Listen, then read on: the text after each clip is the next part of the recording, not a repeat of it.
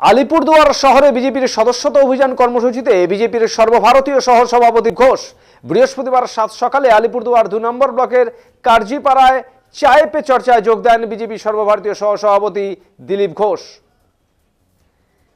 এখানে এলাকার নাগরিকদের সঙ্গে জনসংযোগ করেন তিনি।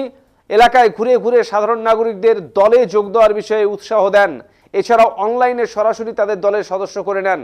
এরপর আলিপুরদুয়ার শহরের সদস্যতা অভিযান কর্মসূচির আয়োজন করে বিজেপির জেলা নেতৃত্ব। এদিন আলিপুরদুয়ার শহরেও দলীয় জেলা নেতৃত্বদের নিয়ে সদস্যতা অভিযান কর্মসূচিতে যোগ দেন বিজেপির সর্বভারতীয় সহসভাপতি দিলীপ ঘোষ। এদিন আলিপুরদুয়ার চৌপতি সুপার মার্কেট, আলিপুরদুয়ার বড়বাজার সহ একাধিক জায়গায় সাধারণ নাগরিকদের সঙ্গে জনসংযোগ করে তাদের অনলাইনে দলের সদস্য করে নেন ফর্ম ভরে। লোক নেই তো বাজার যাবেটা চলে পড়ে যাবে ভাই।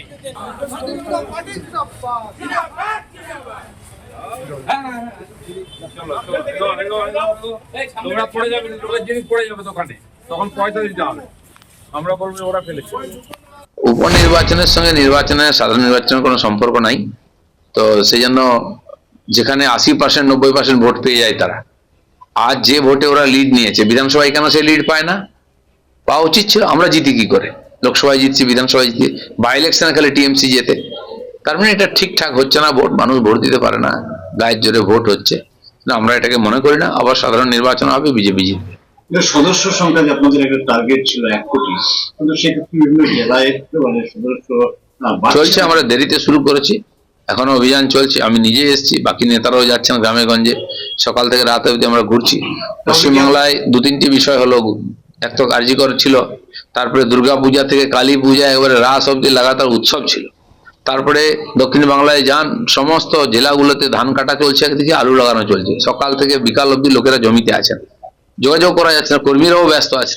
তো বিভিন্ন কারণে আমাদের এখানে ডিস্টার্ব হয়েছে, কিন্তু আমরা লেগে আছি, টার্গেটের দিকে এগোচ্ছি। তাহলে কি সংগঠকের অভাব? মানে আপনার মতো সংগঠক এখানে জেলায়, আমিও তো সঙ্গে রয়েছি, জেলায় জেলায় ঘুরছি। অন্তত 20টা জেলা আমি ঘুরে নিয়েছি, বাকিগুলো যাচ্ছি।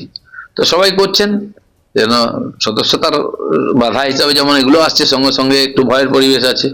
দোকানদারদের কাছে গেলে ভয় পাচ্ছে, টিএমসি লোক দেখলে তাকে আবার চমকাবে, বলছে বাড়ি দেওয়া হবে না, লোন পাবি না, আদি আদি বলে লোককে ভয় দেখানো হচ্ছে যাতে লোকে মেম্বার না হয়।